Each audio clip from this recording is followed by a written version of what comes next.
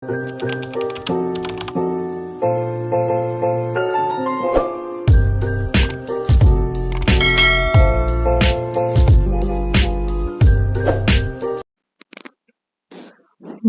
Mafia Tampan bab 86. Saat tiba di rumahnya, Rose terkejut karena melihat suaminya tergeletak di lantai kamar. Papi. Rose berusaha membangunkan suaminya. Namun suaminya itu tidak merespon. Meskipun tadi sempat kesal pada Haris, tetapi Rose tetap peduli pada suaminya itu. Akhirnya ia berteriak minta tolong. Tolong, Bibi, Mamang. Rose memanggil ART serta sopir yang ada di rumah itu. Mendengar teriakan Rose, para pegawai yang bekerja di rumah itu pun datang, termasuk tim keamanan yang kebetulan sedang ada di dapur rumah. Ada apa, Nyonya? Tanya Bibi. Tuan pingsan, tolong panggilkan ambulans sekarang, pinta Rose. Mereka pun bergerak cepat. Ya Allah, Pi. Padahal Mami pulang bawa kabar bahagia. Kenapa Papi malah pingsan begini? Lirih Rose. Saat mendengar Nick dibegal tadi, Rose dan Haris kembali berdebat. Awalnya Haris hendak ikut Rose, namun istrinya itu melarangnya. Sebab wanita paruh baya tersebut khawatir Nick tidak nyaman jika bertemu dengan papihnya lagi. Sambil menunggu ambulans, Rose menghubungi Ima.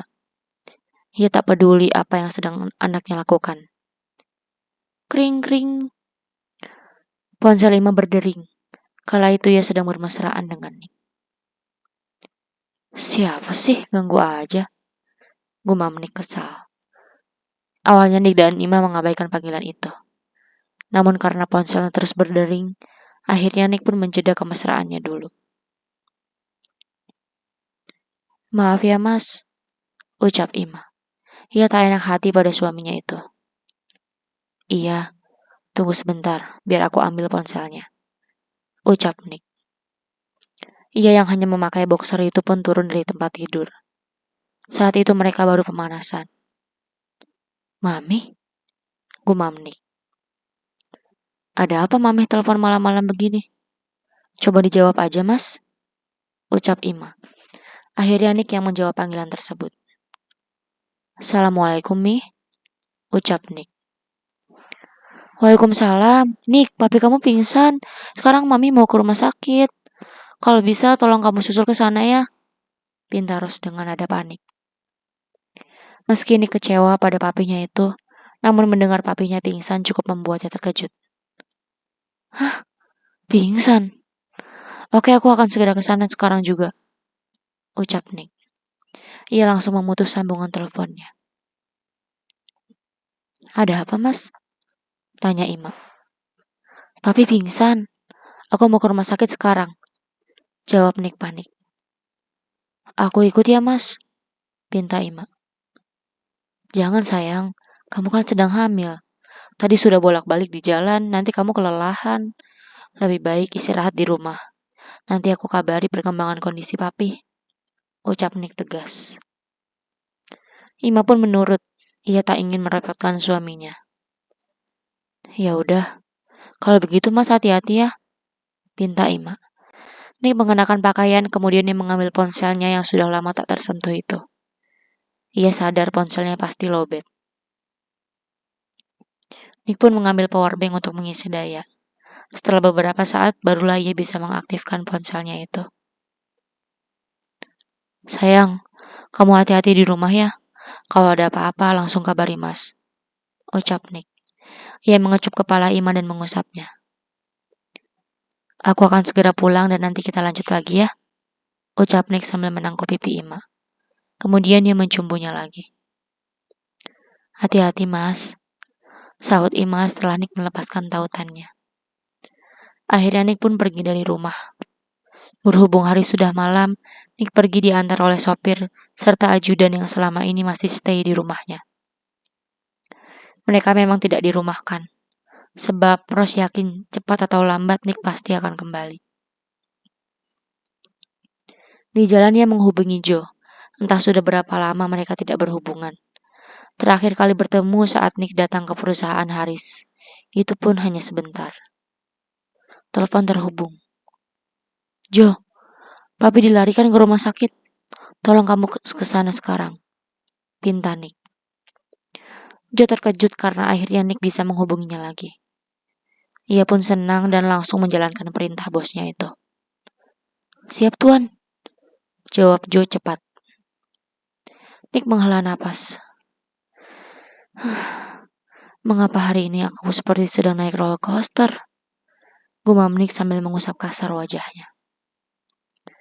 Ya Allah, jika dengan seperti ini taubatku bisa diterima, aku ikhlas untuk menjalani semuanya. Gumam Nick. Ia sadar dirinya penuh dosa, sehingga Nick pasrah dengan kondisi apapun yang akan ia hadapi nantinya. Tiba di rumah sakit, Nick langsung berlari ke IGD. Mih, ucap Nick saat melihat mamihnya. Nick, Rose langsung memeluk anaknya itu. Kemudian ia menangis di pelukan Nick. Papi kenapa, Mih? Tanya Nick. Entahlah, tadi pas mami sampai rumah, papi kamu sudah pingsan. Jelas Rose. Tapi sebelumnya kami sempat berdebat. Mami tidak menyangka bisa sampai seperti ini. Mungkin papi kamu sedang banyak pikiran. Jelas Rose. Nick jadi merasa bersalah. Ia yakin hari seperti itu karena konflik dengan dirinya. Maafkan aku, Mih. Ini semua karena aku. Gumam Nick. Sudahlah, nak. Tidak perlu menyalahkan diri sendiri. Mungkin saat ini kita semua harus introspeksi diri. Semoga dengan semua yang kita lalui belakangan ini, kita bisa jadi lebih dewasa. Ucap Rose. Amin. Tak lama kemudian, dokter yang menangani Haris keluar dari ruangannya. Dok, bagaimana kondisi suami saya? Tanya Rose. Dengan berat hati, saya harus mengatakan yang sebenarnya. Saat ini kondisi jantung suami ibu cukup lemah. Tekanan darahnya pun tinggi, sehingga beliau koma. Kami belum bisa melakukan tindakan karena tensi darahnya harus diturunkan lebih dulu.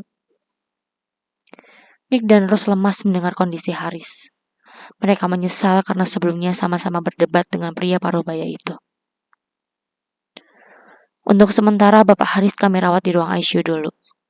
Jika kondisinya sudah lebih baik, baru kami bisa melakukan tindakan operasi. Sebab ada penyempitan di jantung pasien dan harus segera dipasangkan ring agar jantungnya tetap bisa optimal. Tolong lakukan yang terbaik untuk suami saya, dok. Pinta Rose. Kami akan berusaha sebaik mungkin, Bu. Kalau begitu saya pamit. Dokter pun meninggalkan ruangan itu. Rose terkulai lemas. Bagaimana ini, Nick? Tidak boleh ada orang lain yang tahu kondisi papi kamu. Jika tidak, mereka pasti akan berusaha menjatuhkan papi. Apalagi kalau berita ini beredar ke media. Mungkin harga saham perusahaan akan turun. Lirih Rose. Mih, lebih baik jangan memikirkan itu dulu, ucap Nick. Rose langsung menoleh. Menurut kamu, jika papi sadar nanti dan tahu kondisi perusahaan yang sedang terguncang, bagaimana reaksi papimu? Tanya Rose. Ia khawatir akan terjadi sesuatu yang lebih fatal pada Haris. Sehingga hal itulah yang Rose pikirkan. Lalu apa yang harus kita lakukan, Mi? Tanya Nick. Sebenarnya ia masih berat untuk kembali ke perusahaan. Sehingga Nick bertanya seperti itu.